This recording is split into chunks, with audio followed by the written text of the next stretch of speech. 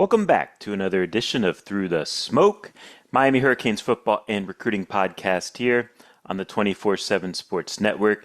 David Lake going to be doing a solo pod here. Took a little vacation time here, Gabby and I both, during the parts of late June, early July. So appreciate everyone understanding the gap of podcasts here. But we're back into it now. College football is around the corner and excited about it. And we have plenty to discuss here on this podcast. I was up at ACC Media Days up in Charlotte, North Carolina.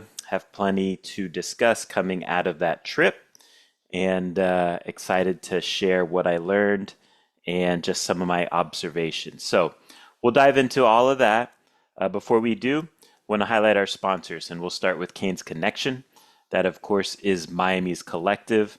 They play a critical role in Miami being able to have the best roster by far in the ACC. And it's a way for you guys to go support the program at a real grassroots level. So go to canesconnection.com and support those guys any means you can. It's a great way to support Miami Hurricanes football. Also, of course, our guy Nick Musarino. If you've been injured in any type of accident, slip and fall accident, boating accident, trucking, Uber, Lyft, any type of car accident, Nick Musarino is the personal injury attorney you should contact at 561-960-9870 or visit his website at flinjury.law. Also, if you're thinking about buying, selling, or investing in South Florida real estate, you should know Aaron Pascal with Keller Williams. Grab a free home value report or quick market update. Call or text him at 305-497-5773 or visit apascal.kw.com. Appreciate all our sponsors. Go support those guys as much as you can. All right, as I said, I was up at Charlotte, North Carolina for ACC Media Days. Got a lot of one-on-one time with Mario Cristobal, with quarterback Darian Mensah, with Mark Fletcher, and linebacker Mo Torre. Have a lot of articles that are a big notebook I wrote. Man, it was like 3,600 words, I think. It's up on the website, insidetheu.com, so go check that out. Also have some VIP notes, some deeper intel coming out of ACC Media Days that I think fans would find interesting surrounding the team. So go check out those articles. Again, now's the time to get a VIP subscription, 50% off for an annual subscription. Season's right around the corner, so now's a great time to go do that, take advantage of that deal. All right, but want to discuss some general themes and some observations here on this podcast. What I learned from my time up in Charlotte, North Carolina. One of the topics I wanted to touch on with Mario Cristobal in particular was just what he learned. What are some of the takeaways from the college football playoff run? Miami, Mario Cristobal is one of 4 teams now that have navigated a 12-team college football playoff to the championship game. And what does that mean? That means your season is long. That's 3 or 4 extra games against high quality opponents, and it's a grind. And Mario did admit it was a valuable learning experience to go through. He admitted those 4 games, it was like playing 4 rivalry games in a row. And that's draining emotionally, physically, takes a toll on a team. But he felt like they overall navigated it well this past year, and they learned some things about how to do it again in the future, should they be able to go on that type of run again. He admitted, health is so important to navigate a college football playoff run. Some of that's luck. Some of that he credits to strength and conditioning coach Irvin Young. and also the sports science staff. He noted how the soft tissue injuries were down year over year. And, when you play in those physical type of games back week after week after week, you need to have some health with your luck, and you need to have a staff that can help your players recover as much as they can. In addition to that, right, depth also important because injuries are inevitable in college football, and so you need to have the type of talent that can step in without a significant drop off happening in those most important games of the year. He also talked about just the importance of peaking at the right time. And he felt like that was definitely Miami's case last year. They got hot at the right time. He noted how, before his arrival, it was really an issue for Miami as a program. And even while he was, in his first few years at Miami, it was an issue closing the month of November strong. And he pointed out, look, SMU, technically that was in a November 1st game. So that game does count towards that November record. And Miami lost that game, as we remember. But from that point on, Miami kind of said enough, got hot, took care of business, and rode that momentum into the college football playoff.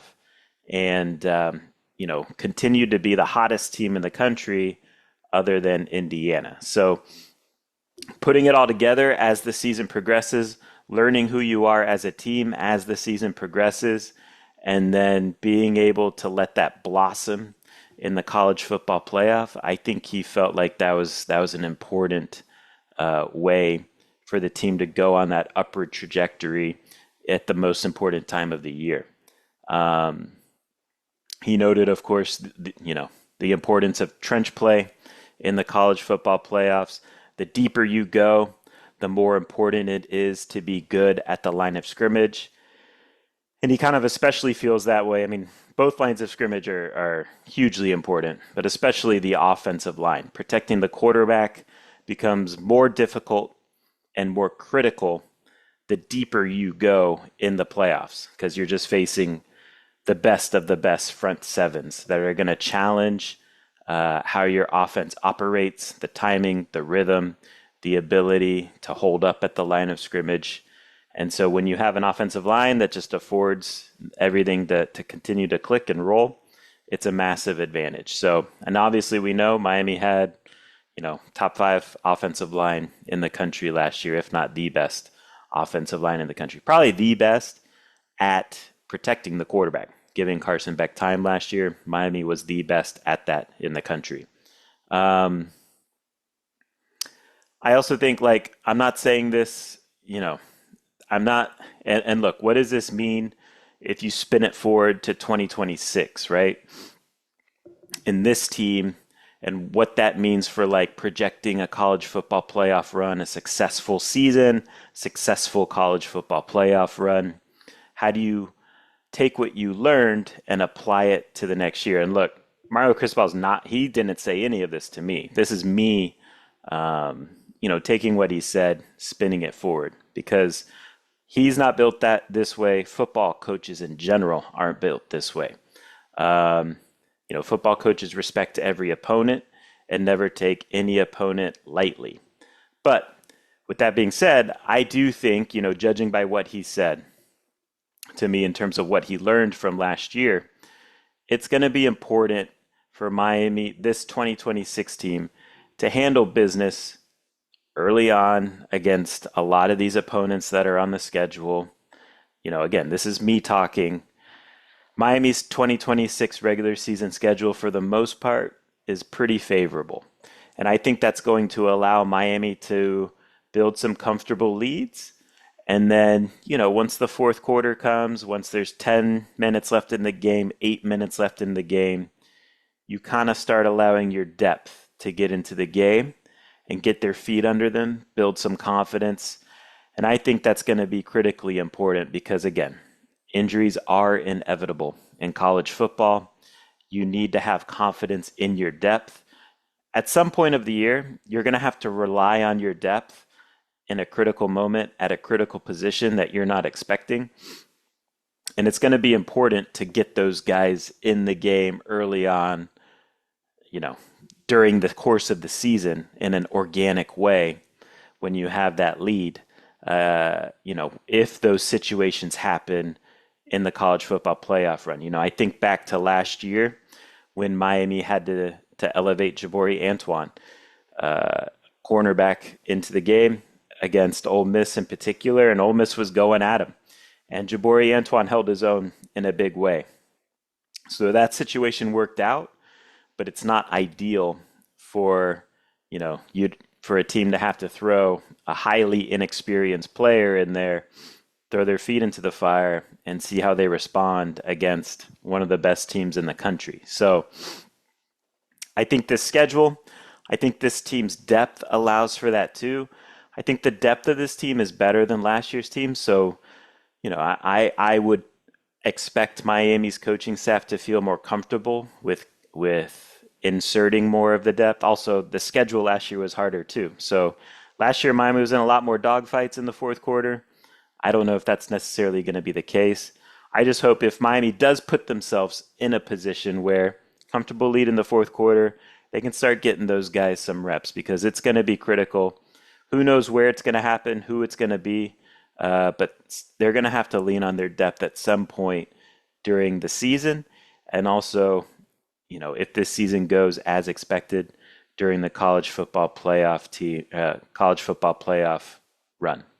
You think back to last year in general, Miami certainly had their bumps and bruises. But they were one of the healthier teams in the country. So that played a big role in them, going on that run. And I think, I know Coach Cristobal feels like, and look, injuries are a part of the game. So these are not excuses. These are simply like facts of typically in college football and in football in general at every level, the drop off to the starter, from the starter to the backup, is a drop off. And so the question then becomes, is that drop off enough where it's going to impact the result of a game? I think, looking back last year, the SMU loss, Miami's best outside receiver, CJ Daniels, was out for that game.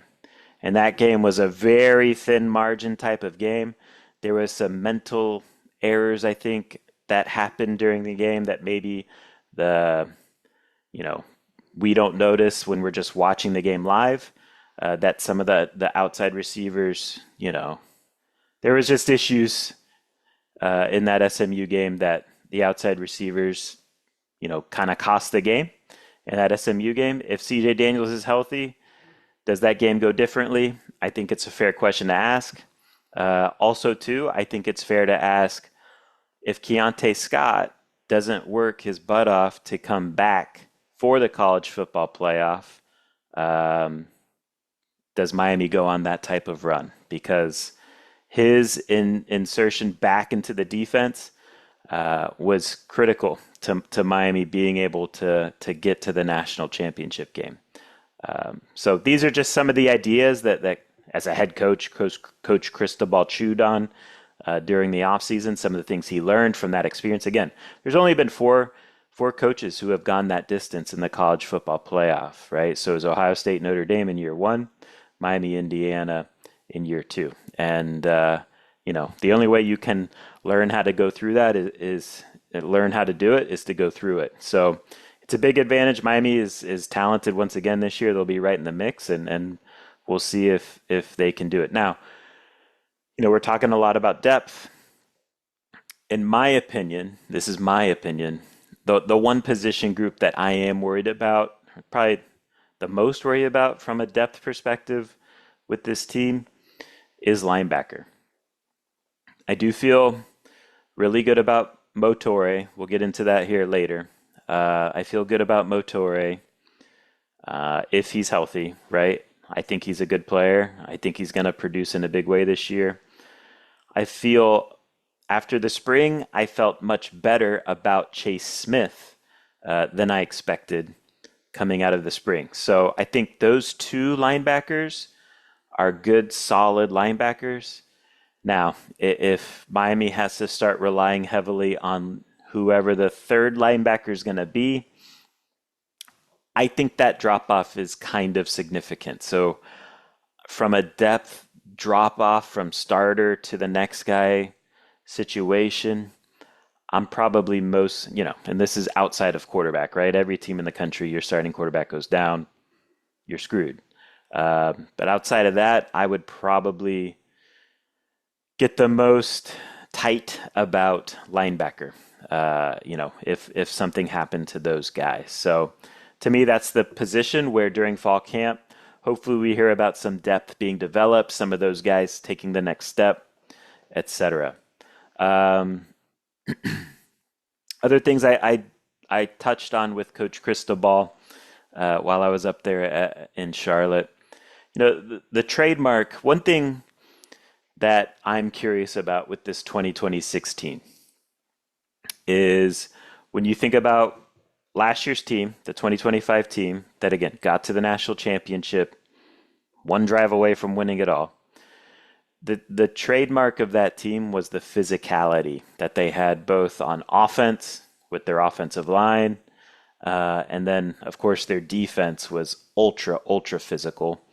And Miami was the most physical team in the country last year. That's why they got to that national championship game.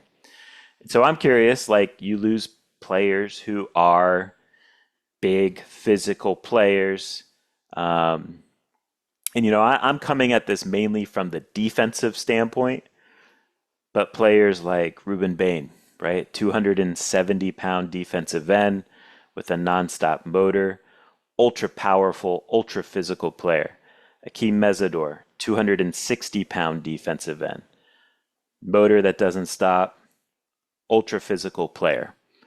Keontae Scott, just a lightning bolt of a nickel, ultra physical. He will go through your face mask. Jacoby Thomas, ultra physical player on the back end at safety. And so one topic I wanted to get into with Coach Cristobal is, how do you make sure that that standard of physicality stays there, even though it's a new crop of players? And he's confident. He said, look, in my opinion, you don't come out of the womb as a physical player. He says, now, some players are more physical than others before they get to you in college, and those are the type of players that we do want. But he feels like that level of physicality is something that they develop inside the program. And so, I just found that to be an interesting response, and I think it's going to be an interesting thing to monitor because, and he admitted this too, he's like, look, there's no doubt the body types of this defense, they're going to be different than the body types of last year's guys. But he's confident that even though these guys are maybe a little more lean, that the physicality element is going to be there. There's a sense that like Marquise Lightfoot, pound for pound, one of the strongest and most physical and most violent guys on the team. But he is 245, 250. Damon Wilson, he's 255-ish. Maybe not the most naturally powerful guy like a Ruben Bain, but he is very weight room strong for his size. And so that's going to translate. Omar Thornton, maybe not as like twitchy as Keontae Scott, but he is a very willing physical player in the run game. And then there's confidence that like Bryce Fitzgerald is going to take the next step in his physicality. Of course, Mo Torre returns, and he is an ultra physical player. I think they feel like Ahmad Moten really started playing with some impressive physicality during the college football playoff run. Same with Justin Scott. I know they are extremely high in this regard on Armando Blunt. They feel like he's due for a massive jump this year and the physicality, mentality that he brings to the line of scrimmage. So I just think it's something to monitor. I don't think like Miami's going to go from being ultra physical to a player that gets pushed, or to a defense that gets pushed around by any means. But that level of physicality last year was elite level stuff. How close to that level can this 2026 defense get? I'm just curious what the answer to that is. Um, you can also tell, just by talking to Coach Cristobal, there's no such thing as a perfect roster in college football. Every coach wants more. Every coach sees holes and issues that they have to address or overcome. But overall, you can tell like Coach Cristobal is very high on this roster, both at the top end and the depth. And, when you project for the future, what he projects for the future, he's excited about what it's going to look like in the future as well, the way it's layered, from an age and a class standpoint. And just the last thing with Coach Cristobal, talking with him, you could tell and this has been a common theme since, this whole offseason started, keeping the program on edge. And what does that mean? Of course, the players, keeping them accountability, that's obvious. That's always the case with every program in the country. I think what Coach Cristobal kind of ramped up this offseason, keeping the coaching staff, keeping his thumb on them a little bit more, making sure that they are keeping the players accountable, and also the support staff, of course, because really, as I alluded to earlier, their roster's in a really good place. The talent acquisition process is in a really good place. Miami's 2027 recruiting class is beautiful. And so things are kind of just like rolling downhill. And this is when, it's human nature. People put their guards down and get comfortable. And so this is like the type of stuff that Coach Cristobal loves, because he does not mind being a jerk and telling people that they need to pick it up, that they're slacking, and keeping everybody on edge. And I feel like he likes how everyone, the program, responded to the way he was pushing everything forward in that regard. Staying on edge, not getting complacent as a program just because they got to the national championship game last year. All right, let me take a quick drink here, and then we'll get into Darian Mensah.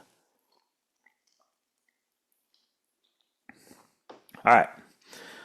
So yeah, it was fun spending some time with Darian Mensah. I hadn't really spoken with him in a meaningful way since he arrived at Miami. With the way that he left Duke at the last minute. I think Miami really didn't want him doing much media during the spring. He spoke once after the spring game. That was good, but, that's like a setting where, you talk to him, you get 5 minutes with him, and you fire 6 questions at him, and then that's it, and he's off. So this was a nice opportunity to sit down with him. And I will say this, with the ACC media days being in North Carolina, there was certainly a lot of state of North Carolina media that was there, and Duke media that was there, and they asked him tough questions about, as they can and they should. They asked him tough questions about the way he left Duke, and tough follow-ups to those questions as well. And Darian Mensah stood in the paint and answered those questions, I thought, very well, very confidently, kind of told it as it was, and told them why ultimately he felt like it was best to leave Duke, and explained why he left them in the manner he did. Basically, his explanation was, look, for the most part, he was considering whether or not to stay at Duke or go to the NFL draft. And when he finally decided to stay at Duke, that was, I guess he made an announcement that he's returning to Duke. So that was the case for that. But then he started hearing, from the opportunity to, go to the portal and, play at Miami and win national championships or compete for a national championship was there. And so he decided to jump at that. So that's pretty much the reasoning why, in his mind, he did it at the 11th hour. But anyways, he answered the questions well and with confidence. Not an easy situation, but I think, it was good for him to go through it. Just in my one-on-one conversations with him, one thing I will say, like for me, there was just, and I don't know why it was not what I expected, but there was kind of more of like a confident edge to him with the way he talked than I expected. Very confident guy. There's kind of a chip on his shoulder type of guy, which I didn't really expect for some reason. I don't know. I'm stereotyping here, but I thought maybe he'd be more like California cool guy. But there is kind of a chip on his shoulder. Similar, I mean, look, no one has as big of a chip as Cam Ward as I've ever met doing this. Cam Ward has a massive chip on his shoulder. But it did kind of remind me, that edge, that competitiveness, um, did kind of remind me a bit of Cam Ward, 2 years ago at this point. And what does that come from? I think similar paths, similar trajectories in terms of like, we all know the Cam Ward story by now. Cam Ward was a 0-star recruit, and that fueled him to work and get to where he's at now. Darian Mensah was a 2-star recruit, and you can tell when I asked him about that, how that drives him. He felt like he was overlooked for one reason or another. He felt like there was quarterbacks in his area that were getting opportunities that he felt like he deserved. And again, you can just tell that that drives him. And just in my experience, and look, this isn't like 100% thing, but my experience, these quarterbacks that have that chip on their shoulder because they've been overlooked at some point in their career, and they, of course, have to have the requisite talent, but those are the guys that ultimately become great. And so he has that chip on his shoulder, that drive, and you can tell he works at the game, loves the game, um, you know, because people have doubted him for a lot of his life. And, now that he's good, he still has that chip on his shoulder. So that's a good sign. He didn't go spend the summer with a private quarterback coach, which is kind of common for most quarterbacks around the country. Instead, he stayed in Miami for the most part to pour into the team, get to know the guys, and a lot of his teammates have told me like he's a very cool guy and will hang out with anyone on the offense, will hang out with anyone on the defense. Seems like and just that aspect. And look, I'm not saying this to throw shade or anything. I think that aspect is a little different than how it was with Carson Beck last year. And look, one way's or the other is not better or worse, but Darian Mensah, I think, is a little more willing to just go hang out with anyone on the team, the whole team. He'll go do it. Seems like he has the full trust of the locker room, which of course is huge. And look, I keep bringing up Cam Ward because it just reminds me a lot, like talking with him, talking to teammates about him, about Darian Mensah. Uh, it just reminds me so much of what it was like going into that 2024 season. Like, we saw the successful spring where he just immediately joined the offense and the offense was clicking, explosive, looking very good. That was the case with Cam Ward. Then the summer went well with the work they put in, the bond they built, and everyone kind of knows that Darian Mensah is a baller in the locker room, and they just have full confidence in him at quarterback. Last year with Carson Beck, it was kind of not to not to his fault at all, but he was recovering from an off-season elbow injury.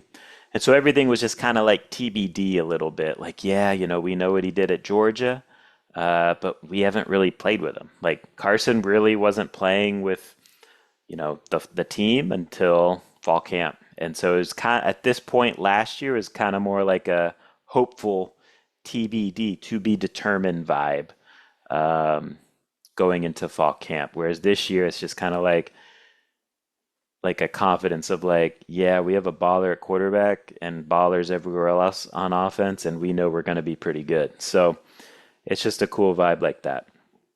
Mark Fletcher, of course, everyone who listens to this podcast knows like the best guy, right? Admitted, you know, admitted last year that during the regular season, he really wasn't really having that much fun with football until he got to the CFP. He said he believed it was like the night before the CFP.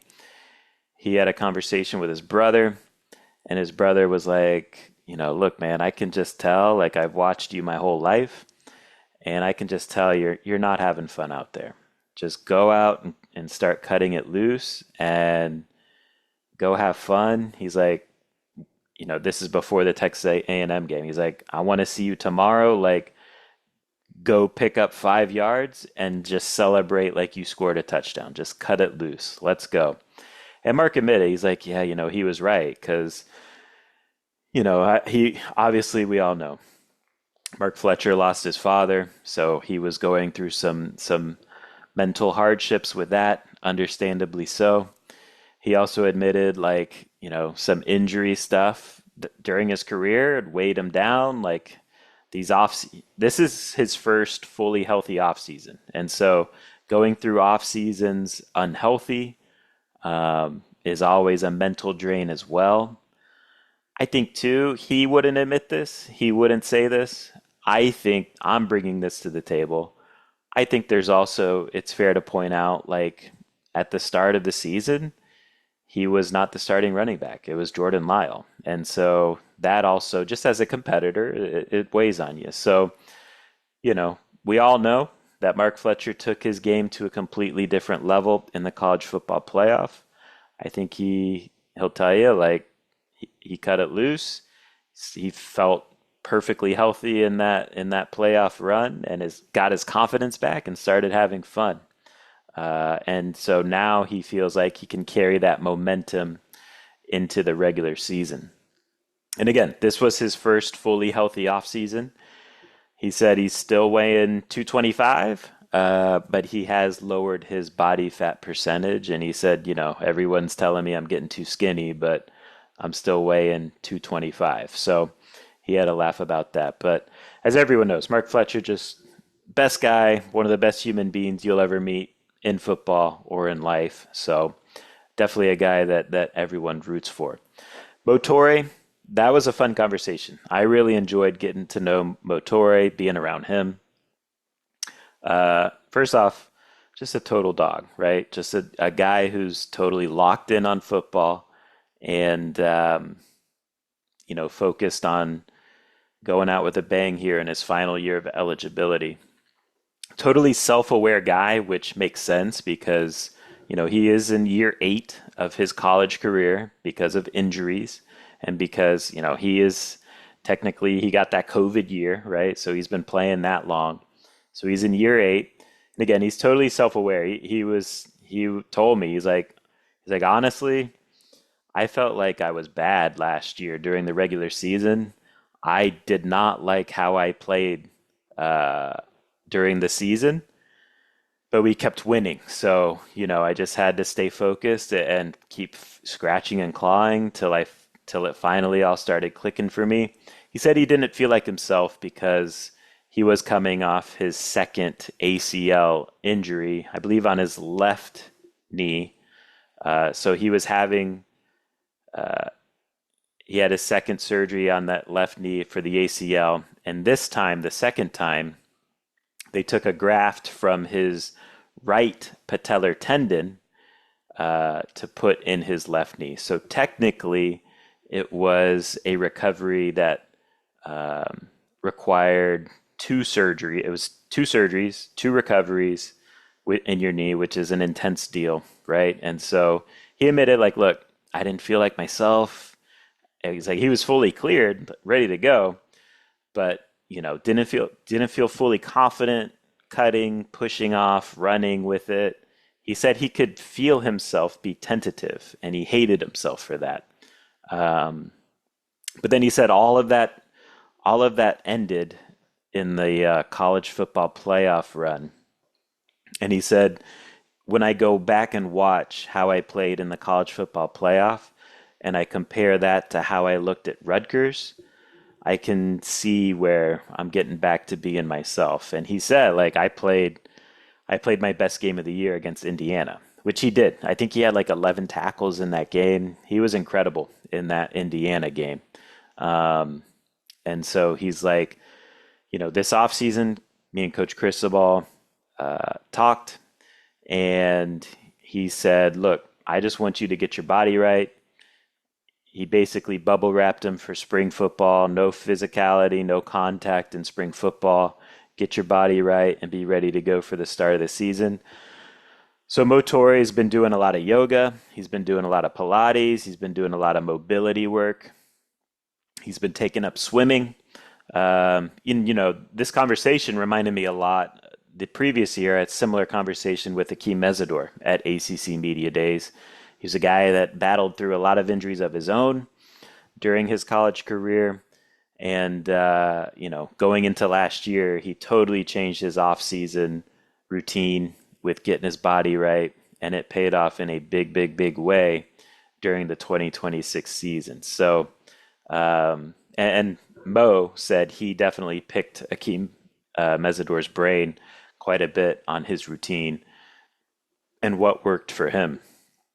But yeah, in general, Motore is a mature guy. You can definitely see how he's going to be a leader at middle linebacker. Brings that physicality edge to the defense. And he's super tight with Corey Heatherman. They were together, of course, at Rutgers. And he has nothing but great things to say about Corey Heatherman. And he's excited. He's excited about what this defense is going to look like. He kind of hinted like, look, Coach Heatherman builds his defense based on his personnel. And every year your personnel changes. And so when you have a coach like Coach Heatherman, your defense is going to have some changes too with the way that they do things. So I'm excited to see what he plays like this year. I know Mario Cristobal is very excited about Motore. And I personally wouldn't be surprised if he ends up being one of the better middle linebackers in the ACC. All right, so next thing I want to get into is, going up to ACC Media Day, being an ACC media member, get to fill out a ballot, right? Preseason, all ACC team, and predict the order of finish. So, want to just share how I voted. We'll run through it quick. Quarterback, went with Darian Mensah, Miami. Running back, went with Isaac Brown out of Louisville, and Mark Fletcher. You got to pick two. Of course, out of Miami. Both guys from South Florida. Wide receiver, you pick three guys. I went with Malachi Toney, Miami. Deuce Robinson, Florida State. TJ Moore, Clemson. Tight end, you pick one. I went with Brody Foley out of Louisville. I believe he's a Tulsa transfer, but he's productive player there, 500 yards, and he's got a nice athletic profile. And Louisville uses their tight ends well. So I picked Brody Foley.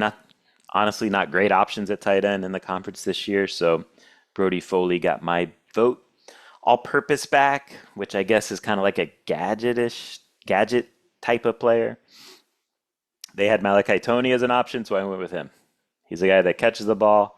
They'll give him the ball on end arounds and reverses, and they'll let him throw the ball. So it seemed like an easy pick. Offensive line, you pick 2 O tackles, 2 guards, 1 center.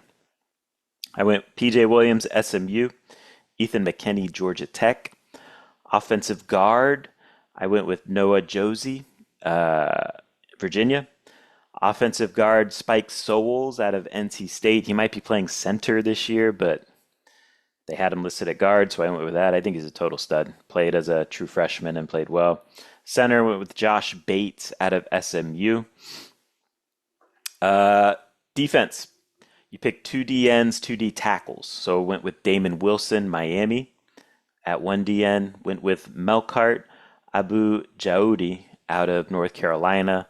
I think he's a total stud, and he's He might be the best defensive lineman. Like in my opinion, I think most people would say Will Helt. Um, in my opinion, I think it's this North Carolina defensive end. He's going to be the best defensive lineman that Miami faces from the ACC. Defensive tackle, I went with both Miami guys, Moton and Jessen Scott. Linebacker, you picked three. I went Sammy Brown, Clemson, Stanquan Clark, Louisville, and Mo Torre, Miami. Corner, I went Ashton Hampton out of Clemson.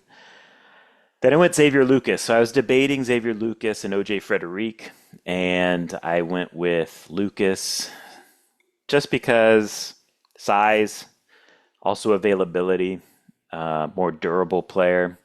Certainly it could be OJ Frederic, though, at the end of the season. Safety, Bryce Fitzgerald, true freshman All-American. And the other safety spot, I went with Cone and Tringer. I don't know how to say his name, but he is a Iowa transfer, kind of an in-the-box safety. He's at Louisville now.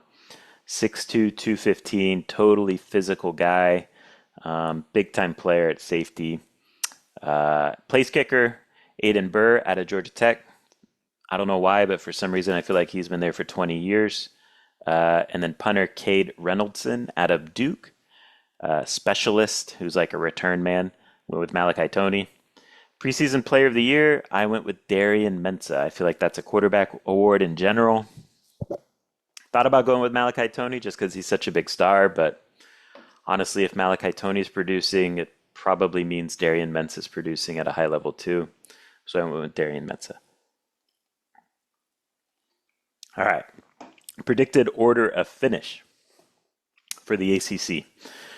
So this requires you to rank teams 1 through 17. That's not fun, but we did it.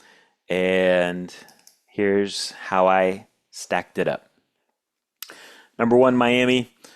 Look, best team by far on paper in terms of talent, depth chart, all that. And in my opinion, probably the easiest schedule by far in the conference. So easy selection, Miami, number 1. Number 2 is a debate to me, and I think this is a common debate out there by most people who pay attention to the ACC. You either feel like it's going to be Louisville or SMU. This is how I look at it. I think Louisville is the better team. I think SMU probably has the easier path, but they do play each other. And that game is in, I believe, week 3. And I believe that game's at Louisville. And so for that reason, I'm picking Louisville as the team that Miami would see in the ACC championship game. And so that means SMU's 3rd. Just quickly roll through the rest if you guys want to know, but how I view it. But 4th, Clemson. They're definitely backsliding as a program back to, just being kind of a regular ACC team. But they're still solid compared to the rest of the ACC. 5th, I have Georgia Tech. I'm kind of a fan of Brent Key and what he's building there. For me, Georgia Tech is the 2nd best offensive line in the ACC. I think a lot of people, I have Miami 1st. I think a lot of people would say SMU is 1st or 2nd. I think Georgia Tech's better than SMU on the offensive line. Pittsburgh, 6th, good quarterback, always a tough defense. 7th, I have NC State, good quarterback. They're going to have to win a lot of shootouts, but they kind of have the quarterback and the personnel to do that, so we'll see. 8th, this is kind of like my surprise team, or a team like I'm higher on more so than I think everyone out there. I got North Carolina at 8th. They have Bobby Petrino dialing it up on offense. I kind of like their quarterback, Billy Edwards. Transfer from Wisconsin. Before that, he was at Maryland. Got hurt at Wisconsin, so never really played, but I think he's going to be a good fit in this North Carolina offense. And I think they have a top 5 defensive line in the ACC. And so I think that's going to help them in a lot of these games. Sorry, top 5 defensive line. I don't know if I said offensive line or defensive. Top 5 defensive line in the ACC. Number 9, we're going with Virginia Tech. James Franklin kind of inherited a disaster situation, but he's upgraded the talent. And, I think they were a train wreck last year. And he's going to, year over year, significantly improve them, but still have them number nine. Number 10, Wake Forest, they're going to be a tough out, but they have a tough schedule. They got to play Miami, Louisville, SMU, and Georgia Tech. California, great quarterback, but their coach Tosh Lupoy is in his first year there. Florida State at number 12. It just feels like this is going to be a sad year for Florida State, just apathy and kind of a zombie program right now, lost in the wilderness. Virginia at 13. They were my kind of surprise team last year, and played out that way. Last year they had an easy path, so that definitely helped. But also Chandler Morris, their quarterback, was big for them, kind of a playmaker quarterback, and he's gone, and so that's my concern there with Virginia. Then I go Syracuse 14, Duke 15, Stanford 16, Boston College 17. So, and look, my rankings are whatever, it's meaningless at the end of the day, but Miami plays Boston College, Stanford, Duke, um, Florida State. So these bottom half of the ACC teams, Miami is playing. Um, Again, their schedule's pretty favorable. All right, so I asked for questions on the Through the Smoke message board. Maybe people were curious if I change, what they thought or what they want to ask me coming out of ACC media days or anything, whatever they wanted to ask. So let's dive into some of those and then we'll get out of here. Stavello Kane asks, David, do you view these statements made by Mario Cristobal saying we are kind of done with transfer portal quarterback? Seems like he might be motivating his current guys, but I find it hard to believe if Mensa leaves and it's Malachi's last year that he would have a first-time starter under center.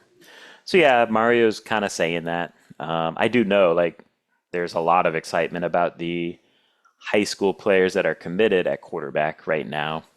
I mean, Miami has some of the best guys in their class committed for future years. Can they get them all signed? That's another question. But they have a lot of talent committed. And look, the way I would answer that question, I think the way I view it is like you can say all this when it doesn't matter. Like none of this matters in August.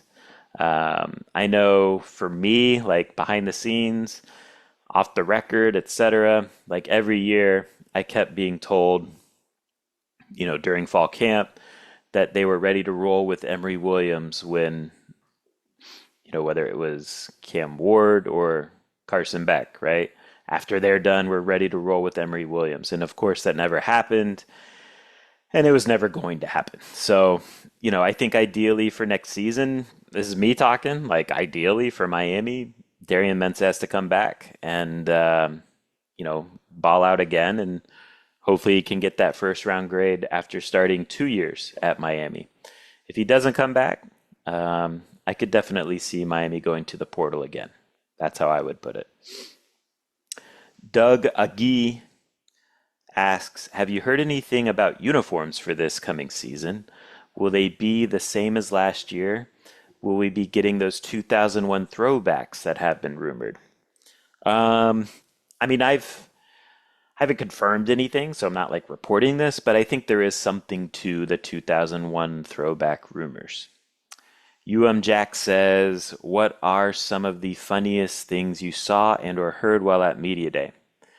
So, like the funniest thing, I can't say on this podcast, but one cool thing, it's not funny, but it's cool, was an interaction that Mark Fletcher had with a woman who was at, the ACC Media Days are at a hotel, right, in Charlotte. And she was there at the hotel. And, after I was done interviewing Mark, she approached him and said, like, hey, I'm from Alabama, and you are my 11-year-old son's favorite player. And Mark just gave her a big smile. and gave her a hug and said, "Hey, let's take a picture right now for him." And you could just tell like this made her day. And look, again, like everyone knows this about Mark, but he's an amazing guy, and he just kind of has that innate quality that's rare in a person where everyone he meets in a given day, he just kind of makes their day better. And those type of people are rare. So I would say that if I'm going to say a behind the scenes type of thing, that's what I would share. Spoonie 904, any updates on the AD search? Yeah, I mean, I know like Miami is working with CAA to go through the vetting process of candidates. I know that Miami intends to not rush into anything because this the your mark pursuit kind of blew up in their face, thankfully. I do know like one person that I pounded the table for during the process is being strongly considered. So that's all I'll say. Kangang06.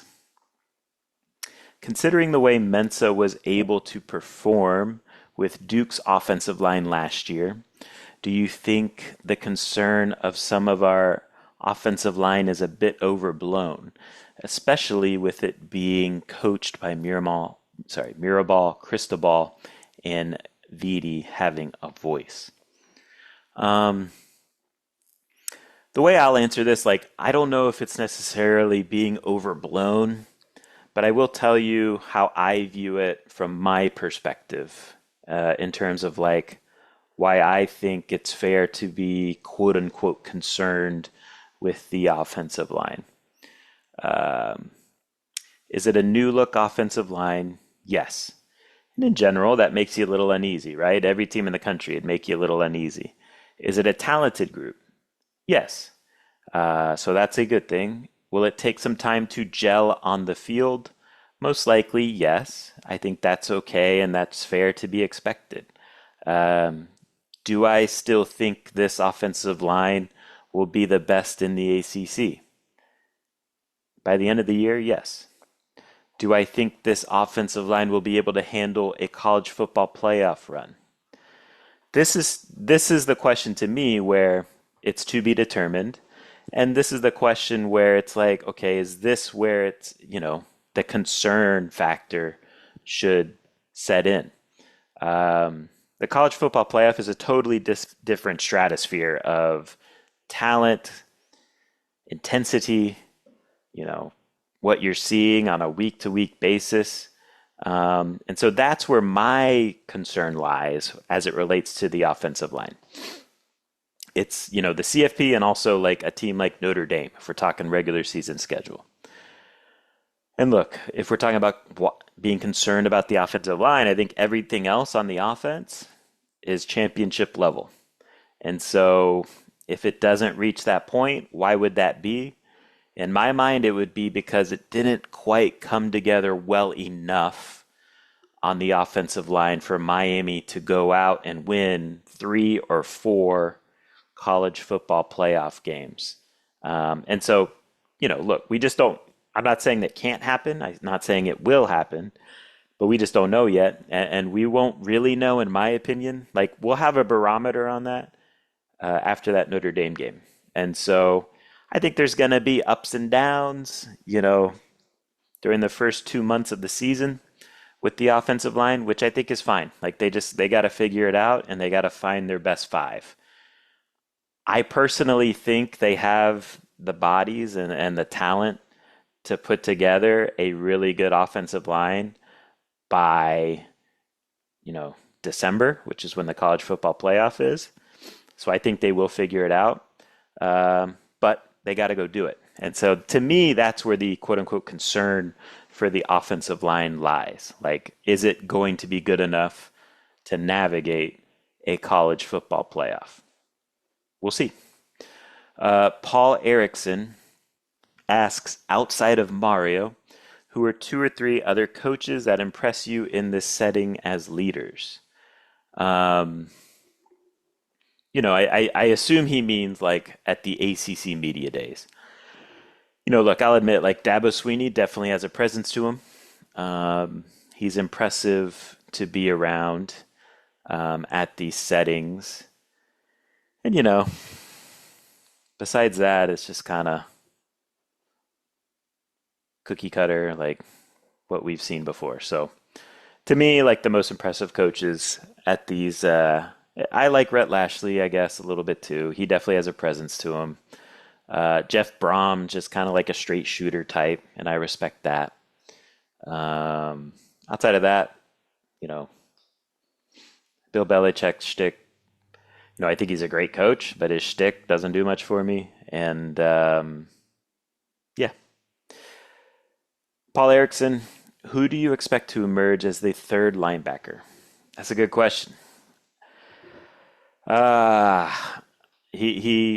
Paul suggests, the names Kamal Bonner, Bobby Pruitt, Kellen Wiley, Ezekiel Marcelin. I'd probably still say Kamal Bonner, but I think Miami wants to see him take a step. I don't know if that step was necessarily taken like they would have liked in the spring.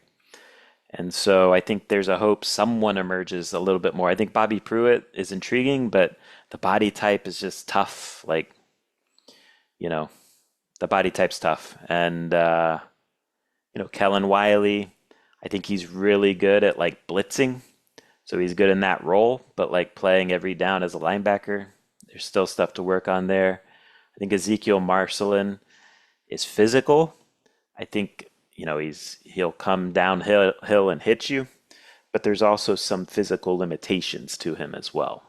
Again, as I said earlier, like linebacker depth is kind of a concern for me, like if we're talking concerns. So I think it's something to monitor during fall camp, who emerges as the third linebacker. Because I think right now, Motore and Chase Smith have kind of separated themselves in a big way as the top two linebackers. John123 asks, I see a lot of media sources listing Miami in that 6 to 9 range in their preseason rankings. Do you feel that is about right, too low, or too high? Yeah, I mean, from what I see, a lot of the preseason magazines, preseason publications have Miami as like the number 7 team in the country. Like pretty much all of them have Miami at number 7. I think that's fair. Like I don't have any real issue with that. I don't think it's like a massive slight. Personally, and look, accuse me of homerism, that's fine. Personally, I'd have them in the top 5. And I started thinking about let's just rank our top 5. So here's what my top 5 would look like. Number 1, I'm going with Oregon. I just think they have the best collection, like best combination of talent, while probably having the fewest question marks on their roster of anyone in the country. So I'd go Oregon preseason number 1 personally. Number 2, I'm going to go Texas. I mean, they're probably the most talented team in the country, but can they get over the hump? Like, there's that Texas thing of like, I don't know. There's just always something holding them back. But roster-wise, they're loaded. So I would put Texas number 2. Number 3, I'm going Miami. I think statistically they're going to have the best offense in the country. Statistically, again, that's during the regular season, so that takes into account who they play against. I get it. But I think they're going to have a very explosive offense, and I think their defense is still going to be really, really good. So I'm going number 3, Miami. Number 4, I'm going with Notre Dame. I think statistically they're going to be the best defense in the country. And I think when Miami and Notre Dame play in November, you're going to have the best statistical offense against the best statistical defense. So I think that's going to be an exciting game. And, Notre Dame, I put number 4. Number 5, this might surprise you. I don't know. I'm going with Oklahoma. I liked John Mateer before, the thumb deal that he had and played through at the end of the season last year. But before that, he was very good as a passer, as a dynamic runner, of course. So if he can get back to that level of play after a full offseason, I'm intrigued. I think he has some really good receivers to work with this year. I think Oklahoma has a top 5 offensive line group in the country this year. one of the best defensive lines in the country, studs all over the defense, Brett Venables' defense. So I'm going with Oklahoma number 5. I also considered, of course, Ohio State there, and I also considered Georgia there. So that would be my personal top 5. Who would you guys put top 5? Let me know in the comments. But we'll get out of here on that note. Again, appreciate everyone for listening to me ramble solo pod style. Football season's right around the corner. Can't wait. Go support us at Inside the U. Buy an annual subscription at 50% off. We appreciate it. We love it. It allows us to do what we do and, try to provide the best Miami Hurricanes football and recruiting coverage we can provide to you guys. And can't wait for this season. Appreciate everyone for listening. Until next time, take care.